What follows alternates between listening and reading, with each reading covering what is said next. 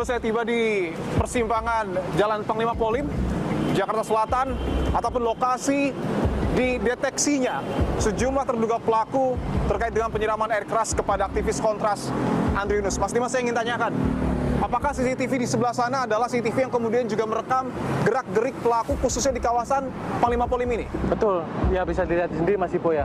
Ada beberapa kamera petunjuk yang kami temukan sejumlah rekaman CCTV di daerah ini.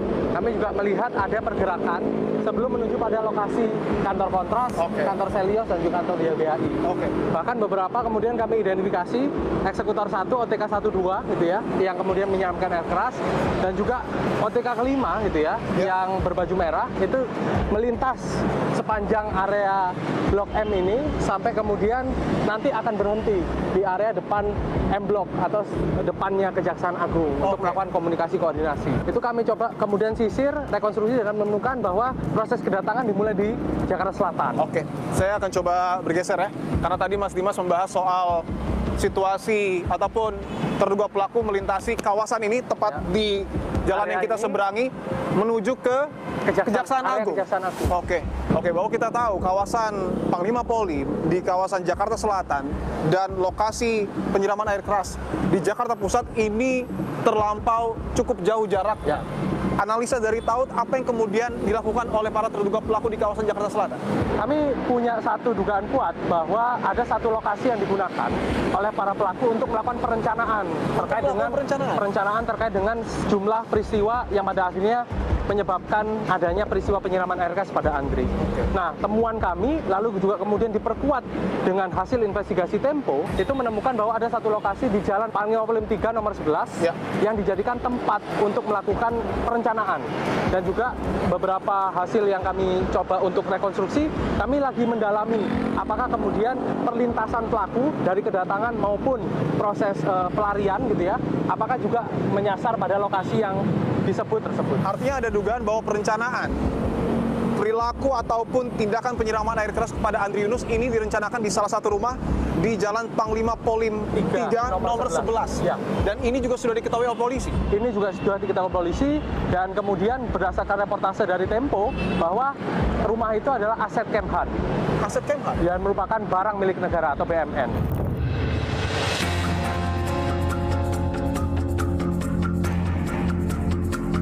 Saudara, saya akan coba mendatangi Jalan Panglima Polim 3 yang diduga menjadi salah satu titik penting untuk kemudian mengungkap kasus penyiraman air keras kepada aktivis Kontras Andri Yunus. Saat ini saya berada di kawasan Panglima Polim, saya akan coba susuri, dan tidak jauh dari sini adalah lokasi rumah tersebut yang kalau coba kami pantau melalui aplikasi penunjuk arah, rumah tersebut diburamkan, yang artinya tidak dapat terlihat secara fisik tampilan rumah tersebut.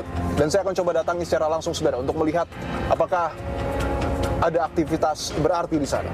Saya akan lebih mendekat, dan bagian kanan dan sebelah kiri memang ini terparkir kendaraan. Bisa ditunjukkan ya, rumah berwarna putih ini adalah rumahnya, saudara. Rumah yang diduga menjadi lokasi ataupun tempat yang digunakan oleh anggota Badan Intelijen Strategis Tentara Nasional Indonesia. Yang menjadi menarik, saudara, bahwa betul ada dugaan rumah tersebut digunakan oleh sejumlah terduga pelaku untuk kemudian melakukan perencanaan, tetapi hal ini tentu harus dikonfirmasi dan didalami, khususnya oleh Puspom TNI yang tengah menjadi pihak yang berwenang untuk kemudian mendalami kasus ini, termasuk juga untuk mengungkap siapa aktor intelektual dari penyiraman air keras yang dilakukan kepada Andri Yunus.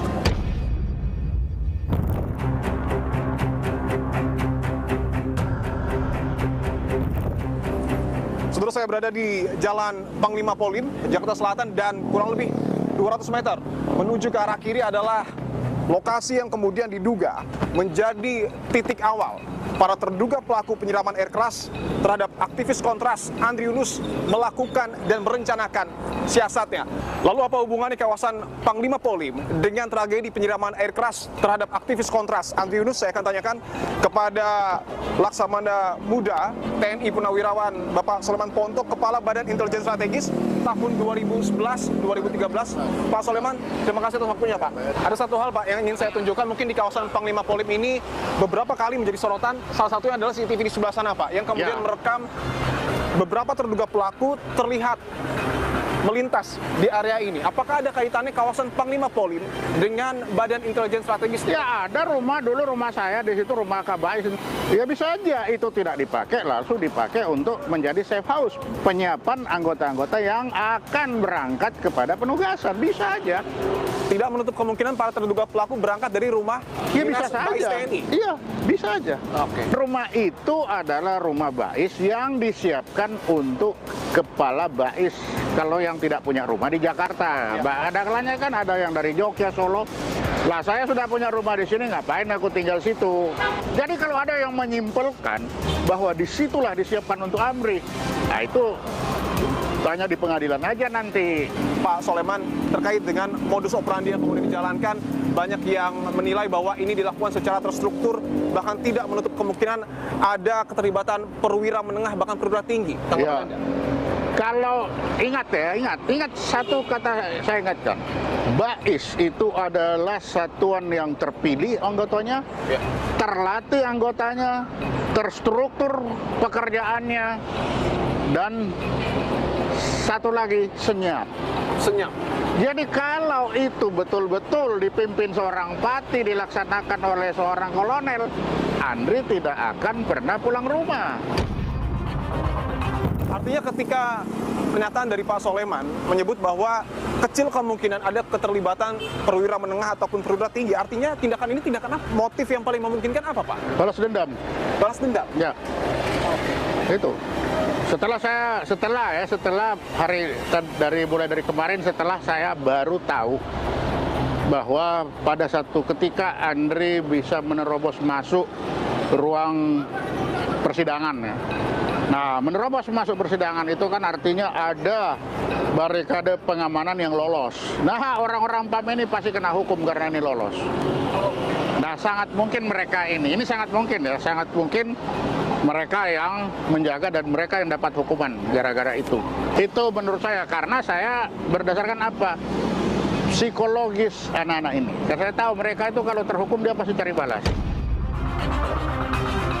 Tadi Pak Soleman sudah menyebutkan bahwa bisa dikatakan aksi ini memungkinkan adalah aksi balas dendam. Saya ingin tanyakan, artinya apakah hal yang kemudian dilakukan oleh terduga pelaku yang merupakan anggota Bais TNI ini sangat jauh dari tugas dari Bais TNI itu sendiri, atau seperti apa?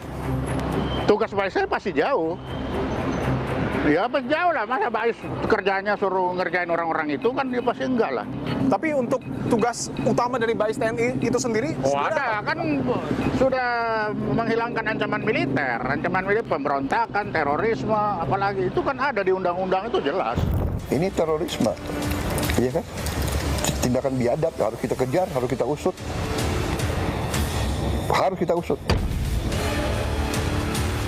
Artinya narasi yang kemudian disampaikan oleh Presiden bahwa aksi ini aksi teror, Anda sepakat dengan hal ini? Ya bisa aja. Kalau intelijen itu teroris kok. Karena juga bilang tadi, Presiden itu adalah seorang militer. Seorang Kopassus, dia tahu tugas intelijen 3. Infiltrasi, sabotase yang menghasilkan teror. Makanya dia bisa teroris, ya silakan aja. Memang itu pekerjaannya. Nampaknya dilakukan secara sistematik dan terencana. Apakah ini betul merupakan operasi senyap intelijen?